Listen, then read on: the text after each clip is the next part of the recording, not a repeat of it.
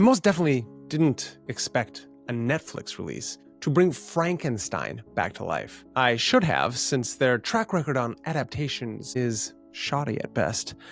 However, Guillermo del Toro's take actually did something rare. It made me care again about adaptations. Most modern adaptations feel like they're just checking off familiar beats. This one felt real, like it remembered why Mary Shelley wrote the story in the first place. Welcome to Magus in the Media. If you're into meaning-driven dives into film, anime, literature, go ahead and make sure to like the video, subscribe, and share it. It helps the channel grow, and it lets me keep doing work just like this. Okay, we got that out of the way. Now, Del Toro's Frankenstein. What pulled me in was obviously Guillermo del Toro's name, first of all, but truly what kept me watching was how sincere the film felt.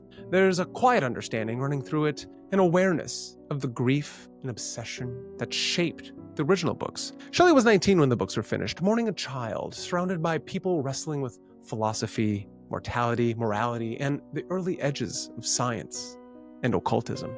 Her story came out of that pressure. Del Toro doesn't copy her words, but you can feel him reaching for that same emotional spine, the wound that creates the creator. Even when he changes things, the choice feels intentional. So instead of doing a beat-by-beat breakdown, I want to talk about what this movie gets right about the heart of Frankenstein, what it changes, and why those changes actually work. And before I get too far, I should mention how the movie starts off, because it follows the book structure more closely than most adaptations have. The opening is in the Arctic. A ship is stuck in the ice, and the captain finds Victor half dead on the frozen terrain. Victor tells his story, and eventually the creature tells his own. Shelley uses this frame in the novel as well, but with instead Captain Walton setting the narrative with his narration of letters to his sister, telling her of his journeys. Though Del Toro shifts the tone a bit, obviously, it feels less like a horror setup and more like two people explaining how they ended up at the end of the world. It's a strong way to anchor the story before everything begins to unravel.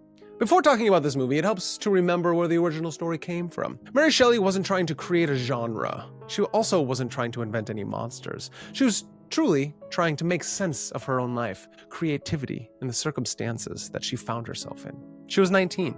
She had just lost a child, and she was surrounded by people who lived almost entirely in their heads. Poets, philosophers, early scientists, dreamers who treated ideas like fuel. The major figures of the Romantic period at that time, her husband, Percy Shelley, had his restless mind that never shut off, as well as Lord Byron's, where they were all in the same circles, full of charm and disaster and ambition. They were part of the Romantic movement, the same movement that had major significances in my own journeys, where emotion and imagination weren't just aesthetic choices, they were survival mechanisms. And in the middle of that, you had Mary, grieving, brilliant, and trying to write through something that most people spend their whole lives avoiding. The subtitle, The Modern Prometheus, isn't there to sound dramatic. It's a warning about what happens when a person reaches for something they can't ethically hold. Prometheus stole fire. Victor Frankenstein tries to steal life itself. Both pay for it. Everyone around them pays for it too. That's the soil the novel grew out of. Grief, ambition, obsession, early scientific experimentation, and a world that was deeply intimate with occultism, alchemy, and the idea that maybe the boundaries between life and death were thinner than people thought. And this is where Del Toro's version surprised me. He doesn't recreate Mary Shelley's world directly. He doesn't bring back the alchemical studies, the nights spent reading Agrippa, or the obsession with forbidden knowledge. But he still taps into the emotional pressure that shaped her story. The grief, the refusal to accept death, the way a single wound can turn a person into someone who wants to outthink the universe. That's why this adaptation works. It doesn't mimic her ideas. It understands why she had them in the first place. What I appreciate about this film is that Del Toro doesn't pretend he can recreate Mary Shelley's world.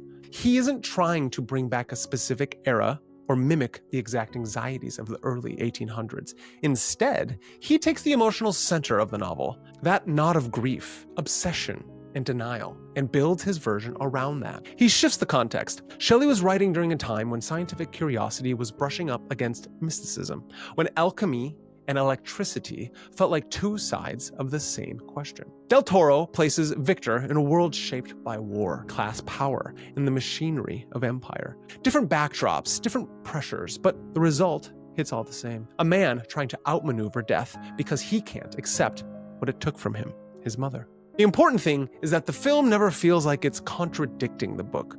It just feels like it's answering the same questions from a different vantage point. Shelley was surrounded by poets and philosophers. Del Toro grew up around authoritarian systems, political cruelty, and the fear of being seen as the other. Both environments produce the same core tension, the desire to control what cannot be controlled.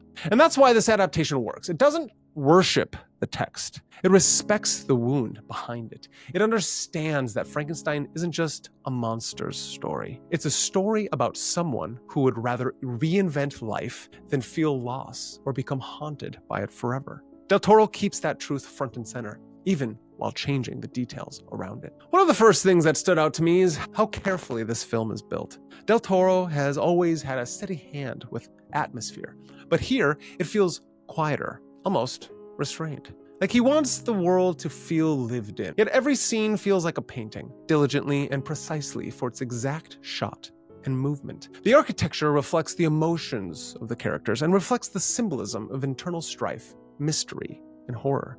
The cinematography isn't loud. It doesn't push you around. It's beautiful. It gives the story room to breathe, the colors, the surroundings, the movements of each character, using light and shadow in ways that make the environment feel real instead of stylized. Rooms looked touched by weather and memory. Interiors have texture instead of theme park polish. Even the outdoor scenes feel grounded, like you're stepping into a version of the past that isn't trying to impress you, yet it still does just that. Impresses us with its splendor. The wardrobe and the set designs follow the same logic. Every outfit, every book, every piece of fabric feels chosen, not just placed there. There's this early moment when Victor presents his research to a panel of upper-class academics, or justices of the Royal Medical Academy. They all wear powdered wigs, and they carry themselves like they've been insulated from real life for generations. You don't need dialogue to understand the hierarchy that's in that room. The costumes do it for you. It's subtle, but effective. Throughout the film, those small choices keep stacking up. Sketches, candles, anatomical drawings, workbenches, the way tools are arranged, the way hallways are lit. None of it feels random. The world feels like it has a past, like people existed in it way before we arrived. That's part of what keeps the film grounded. Del Toro never treats the aesthetic as decoration. It's there to support the emotional weight of the story. The world doesn't get in the way of the characters. It reflects them. Film makes it clear early on that Victor isn't driven by curiosity alone. He's driven by a loss and a father who almost hates his very existence. His mother dies giving birth to his younger brother, and that moment becomes the center of gravity for the rest of his life. Everything he builds, everything he destroys, comes from that single break. It's Victor's loss of his anima, his internal feminine. His father is one of the best surgeons of his time, but he's a terrible parent. All precision, no warmth, no intimacy. He teaches Victor anatomy, the same way someone might teach carpentry or how a steam engine works, structure, method, efficiency. He treats the body like a mechanical device, not like an organism with agency. There's no sense that he understands grief, let alone how to help a child survive it. You can see how that shapes Victor. He grows up learning how the body works without ever learning what people need. His relationship with his mother, on the other hand, is full of quiet intimacies. The film shows small moments, the kind that don't announce themselves, but that stay with you. A scene with Victor and his mother drinking milk together, for instance, a level of closeness he never finds again. Or the way he plays with that porcelain pregnancy doll, turning it over and over in his hand like he's trying to solve a mystery he can't name. These details aren't there to shock. They're there to show how early his longing begins. What makes this portrayal effective is how understated it is. The movie doesn't psychoanalyze him. It doesn't explain what he becomes. It just shows a child who loses the one person who made him feel safe and then grows up under the roof of a man who only cares about perfection. From there, his obsession with life and death almost feels inevitable. Victor never learns to accept what happened. He never learns to grieve. And because he never learns to grieve, he spends the rest of his life trying to reverse the rules of the universe instead of living within them. What I appreciate about this adaptation is how it uses small, almost quiet images to show what's happening inside Victor, long before he grows into the man who builds the creature.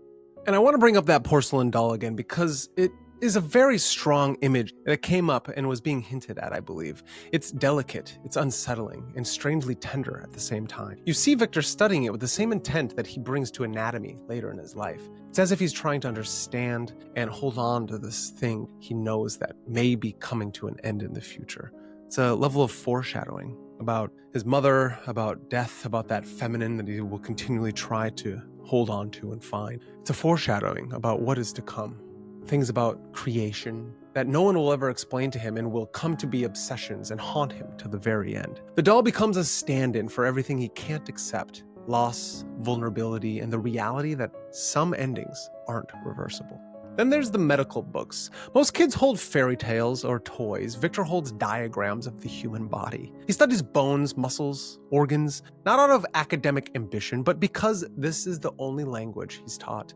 His father gives him structure instead of comfort, techniques instead of connection. You can see how that shapes the adult version of him. A man who knows everything about the physical world and almost feels nothing about the emotional life. The milk drinking scene with his mother is another important moment. It's intimate in a way that feels delicate and honest, and it hints at how deeply he's attached himself to her. His own Oedipal complex externalized. The film doesn't push it into melodrama. It just shows a closeness that never gets replaced.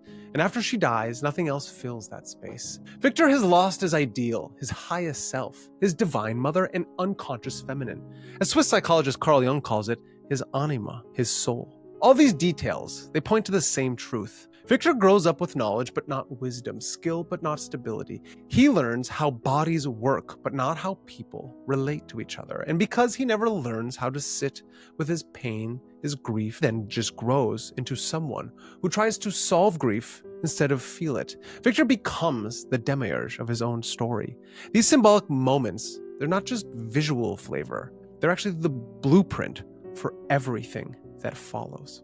One of the biggest shifts for Mary Shelley's novel is where Victor's curiosity comes from. In the book, he's drawn to alchemy, Hermetic philosophy, and the older, stranger edges of science. Agrippa, Paracelsus, the whole lineage of people who blurred the line between experiment and mysticism.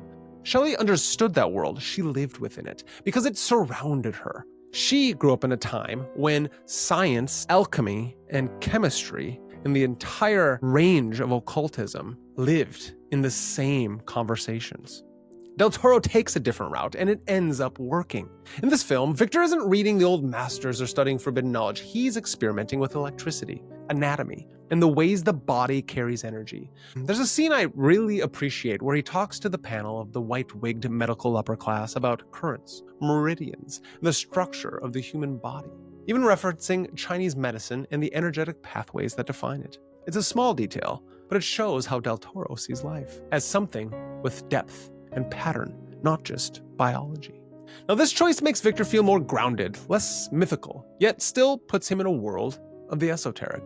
It doesn't turn him into a mystic or a prodigy. It turns him into a young man who's trying to make sense of life through whatever tools that he has. Textbooks, experiments, his own grief, and the frameworks available to him in his time. And because the film builds his education around science rather than occult studies, his obsession becomes more personal. He's not chasing arcane secrets, even though he talks about energy pathways and the like. He's actually chasing the one thing he couldn't protect as a child: the life of someone he loved.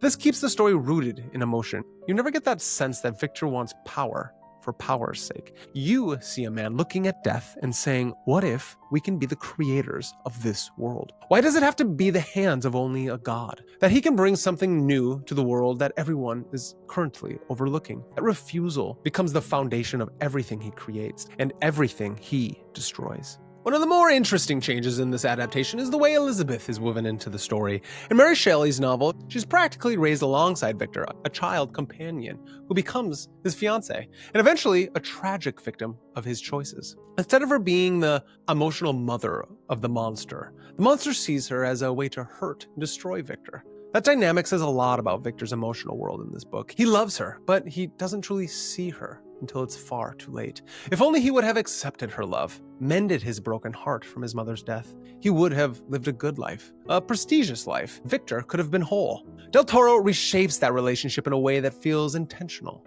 rather than revisionist. Here, Elizabeth Harlander isn't Victor's childhood friend. She's engaged to his brother, William. She comes from a powerful family tied to money, industry, and influence. Her uncle Heinrich Harlander is one of the wealthiest arms dealers in Europe, and he becomes the man who funds Victor's work. For reasons we soon find out even Victor cannot get behind. This shift does a few things at once. It places Elizabeth inside a social environment defined by power rather than intimacy. She isn't someone who grew up beside Victor. She's someone he admires from a distance, someone woven into a world he doesn't feel at home in. A love interest that was never meant to be. The distance gives the relationship a different kind of weight. She becomes less of a predetermined love interest and more of a mirror, a reminder of the life Victor could have lived if he weren't trapped inside his own grief. It also changes the emotional stakes. Instead of losing the woman he loves as well as his brother because of his choices, Victor finds himself watching her live a life he cannot reach, and then still die because of his choice to cast the monster out instead of raise it like a good father, like the loving creator god. It's a quieter kind of loss, but it reinforces the same truth. He doesn't know how to stay connected to the people around him.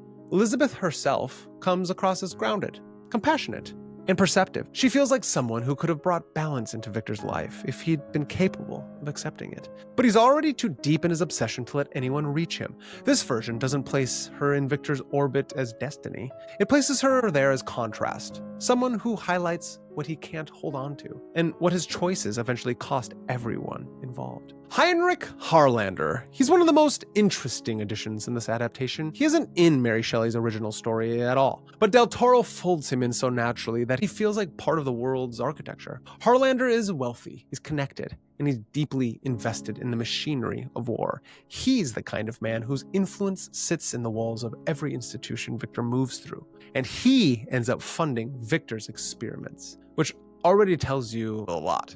Throughout history, scientific breakthroughs have been shaped by whoever pays the bills. In this case, it's a man whose business is death itself. What makes this even more pointed is Harlander's motivation. He isn't investing in Victor out of scientific curiosity or the desire to push medicine forward. He's dying of syphilis eating at him. Time is nothing but closing in. He's looking for an escape, for immortality, a way out of his own body before it fails him completely. Now this is where the movie makes its commentary without lecturing. You have an arms dealer funding a young scientist not for the advancement of humanity, but to secure his own survival. Victor's obsession and Harlander's desperation, they feed off each other, blurring the lines between ambition and exploitation. And instead of grave robbing and slaughterhouses, like in Shelley's version, Harlander takes Victor to the fields of war where the dead lay for their harvest. Rows of bodies left behind after the violence of the world Harlander's profiting from. Victor doesn't have to sneak through graveyards. He's given access to mass death through the man who helps create it. It's grotesque. It's grotesque in the way like it's ugly, it's gross. But it also feels honest. Del Toro isn't shy about showing how institutions shape what creators become. There's also the lab space, the empty castle-like building with its steeple. The architecture is stunning. It's almost monastic.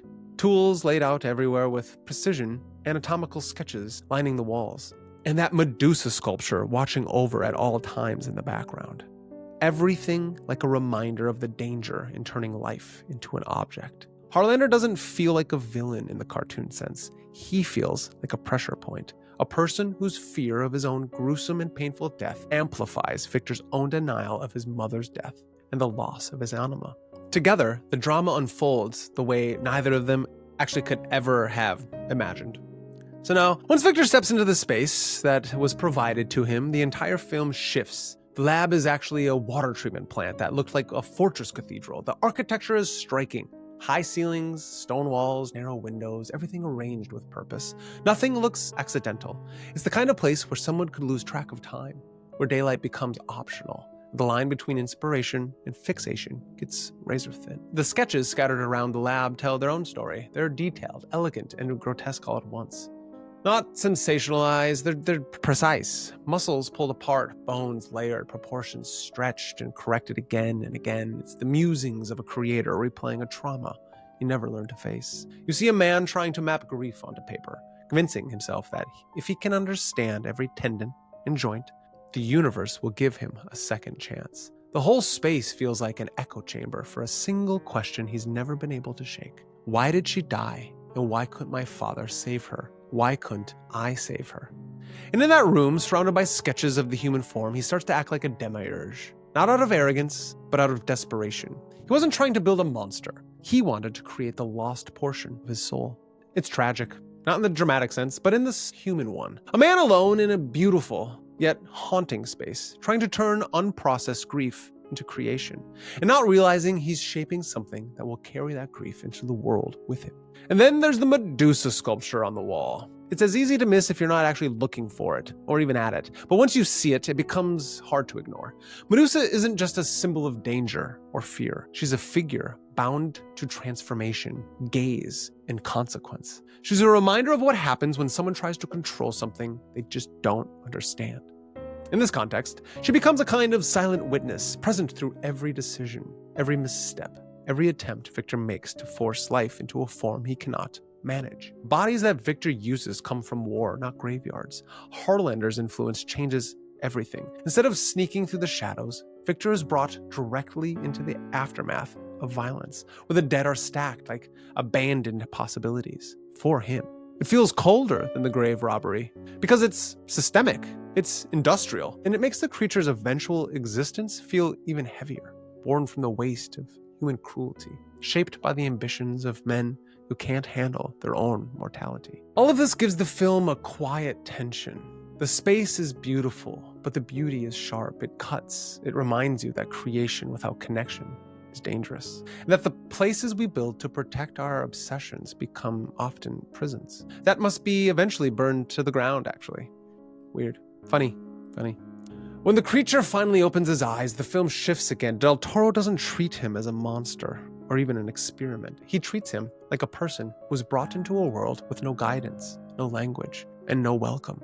No parents, no loving creator. Those early seconds are almost silent, not emotionless. We get a dream with this angel of fire, very symbolic.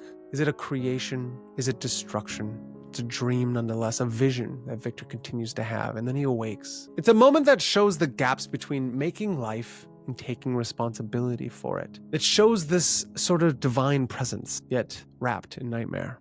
Victor doesn't give up on the creature right away. After the initial shock, he tries to guide him, almost like a teacher, trying to test the limits of a new student. He shows him how to form sounds, how to move his mouth, how to shape words beyond the only one the creature knows, Victor. But the creature doesn't respond the way Victor hopes. He struggles, he hesitates, he's weary. He repeats only what he understands, which is the one word, Victor. And the gap between Victor's expectations and the creature's reality grows. At first, the frustration is small, just a flicker of doubt. Then it starts to hit deeper.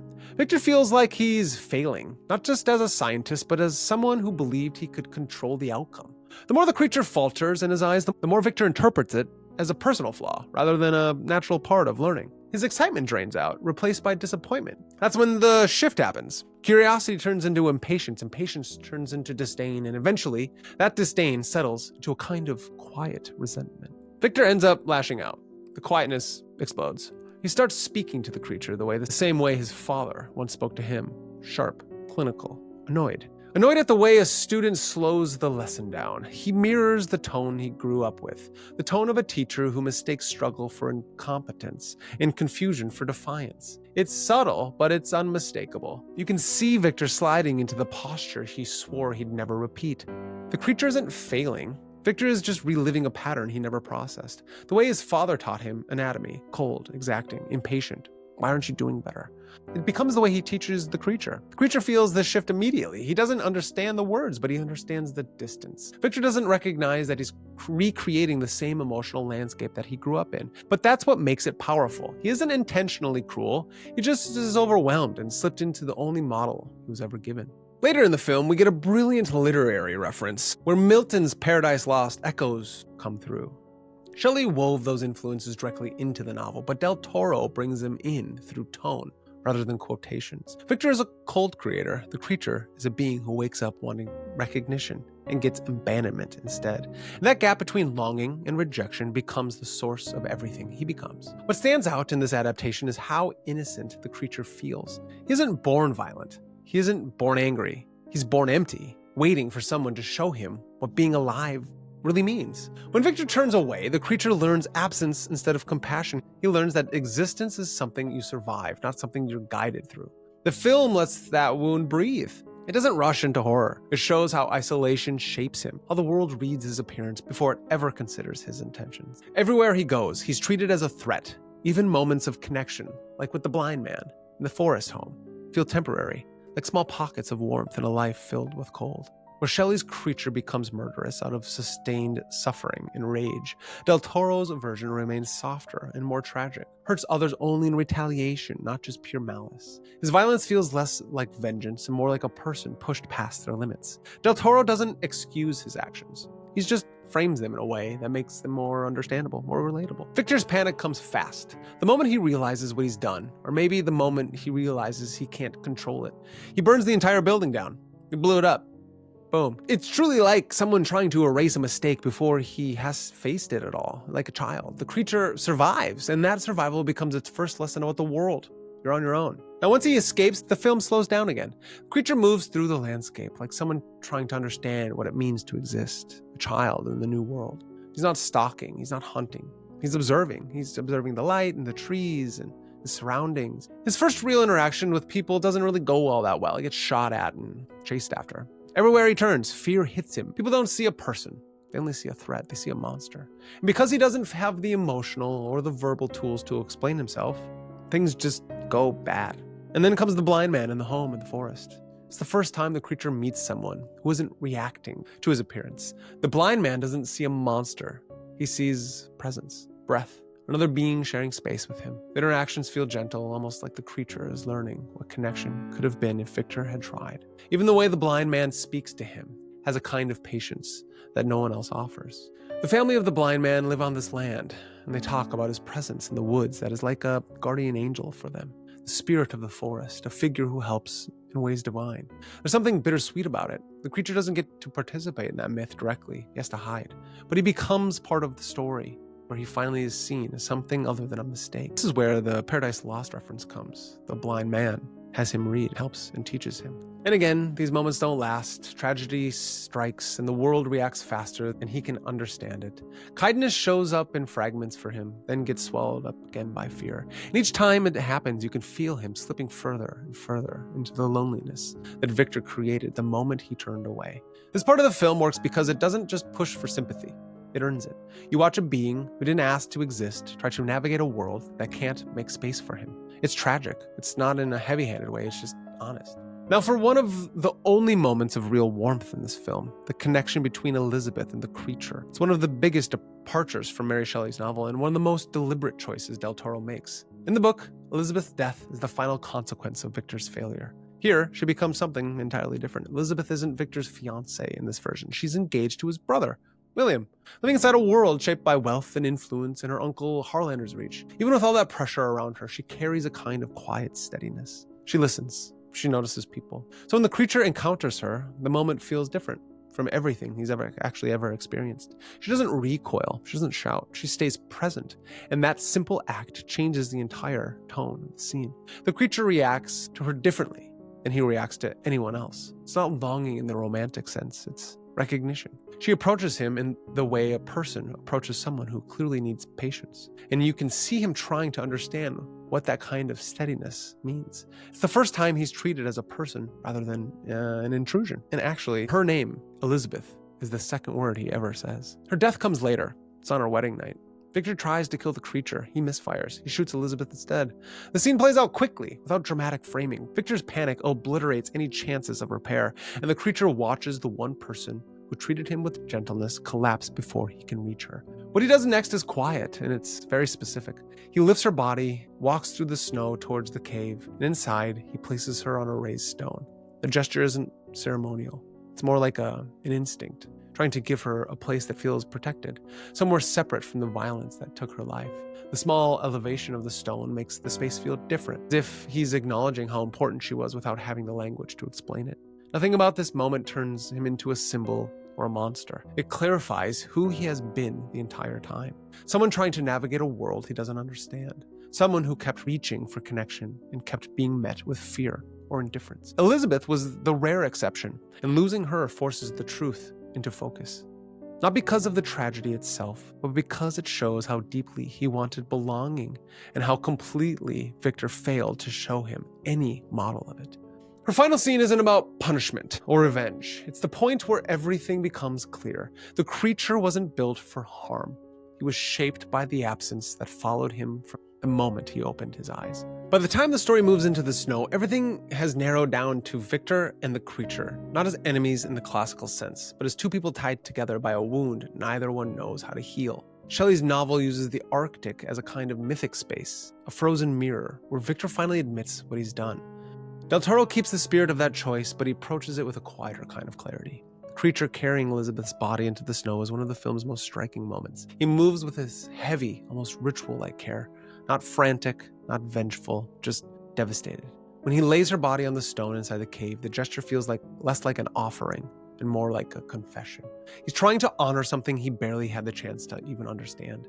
What makes this scene powerful is how unadorned it is. There's no speech, no dramatic framing, just cold air, falling snow, and someone who doesn't know how to grieve except through action. It reminds you that he wasn't given the language for any of this. He's improvising grief the same way he improvised life. Victor finding him in that space feels inevitable, not in the dramatic, fate-driven sense, but in the human one. These two are always going to meet. They're both simply walking toward the consequences of everything Victor set into motion. And when they finally faced each other, that doesn't end well for Victor. The creature lashes out at him. It breaks him. And then he goes away. But he doesn't go away forever. This is where the monster, the creature, the being vows forever to haunt Victor. The snow, the cave, the cold, it all strips away the noise. It leaves just the truth. Neither of them knew what they were doing. And the tragedy isn't that the experiment failed. It's that Victor never learned how to show the creature the simplest form of love before everything unraveled. This part of the film doesn't try to recreate the novel's bleakness. Instead, it leans into recognition. Two lives intertwined, finally seeing each other clearly, even it's far too late to change the outcome. The creature leaves, and Victor vows to chase it forever. The ending of this adaptation lands differently from Mary Shelley's original. Shelley closes her novel with despair. Victor dies chasing the creature, and the creature prepares to destroy himself. It's bleak, uncompromising, the kind of ending that feels designed to echo long after the pages. Del Toro's goes in another direction. It's not that it's softer. There's no optimism in sight. It's just more human. When Victor and the creature face each other on the ship, it's not triumph. It's not revenge. The creature had to bust through all of the captain's men just to reach Victor. But as the captain has heard now Victor's story and has also heard the monster's story, Victor finally comes to his senses. He realizes what has happened. He's on his deathbed, and there's only one thing left to do, and that is to admit his fault. And then the creature accepts him. It's completely different than the book, but for Del Toro, it's his ending. And what makes it so powerful is that the creature's response, he's not responding in rage. He's not accusing. He doesn't embody the vengeful monster image so many of the adaptations lean into. Instead, he offers a kind of forgiveness. It's a quiet moment. There's acceptance to it. It's a recognition that Victor was just a broken man trying to outthink his own grief. The forgiveness doesn't erase what happened. It doesn't redeem Victor or undo the harm, but it shifts the tone of the ending from damnation to understanding. It feels like the creature is offering Victor the one thing Victor never offered him: empathy. Shelley's story ends with fire and ice, destruction, self-annihilation. Del Toro's ends with a moments of clarity. Two beings sitting there, Victor on his deathbed, passing into the unknown, and the monster there, ready to forgive and accept. They finally see each other. They finally acknowledge the real tragedy. Not a creation gone wrong, but connection that's never had a chance. It's not a happy ending. It's not really even a hopeful ending. It's just honest. The creature then helps the men and the boat, pushes them off so they can go home. And that honesty truly makes the movie land. Even though this adaptation stands on its own, Del Toro threads in a few literary touches that quietly pull the story back to its roots. They don't feel like Easter eggs or references for the sake of being clever. They feel like reminders, small signals connecting this version of Frankenstein to the world that shaped the original. One of the clearest examples is the mention of Mary Shelley's Ozymandias. It's a poem about ambition, it's about decay, and the way every moment eventually turns into dust, no matter how powerful the person behind it seemed. In the film, it doesn't feel like it's trying to shove it in your face.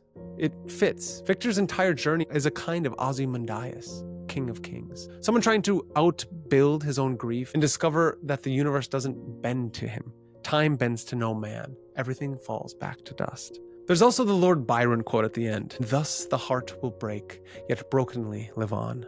Not a dramatic flourish, just a quiet nod to the group of people who were present when Mary Shelley wrote the original novel.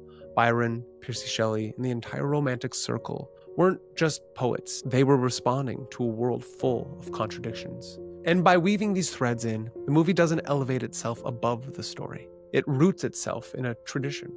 It remembers that Frankenstein wasn't born out of a genre, but of emotion, philosophy, grief, and a kind of restless intellectual atmosphere. Del Toro doesn't replicate Mary Shelley's world, but he gestures towards it, just enough to let you feel the lineage, enough to remind you that this story has always been about more than just a reanimated body, more than just a monster. It's about the people who wrote it, the people who live inside it, and the people who keep returning to it because something in it feels relevant. The references land because they're understated. They're just offering a little resonance, a little grounding. So when the movie ends, you feel connected, not just to this adaptation, but to the entire history of Frankenstein.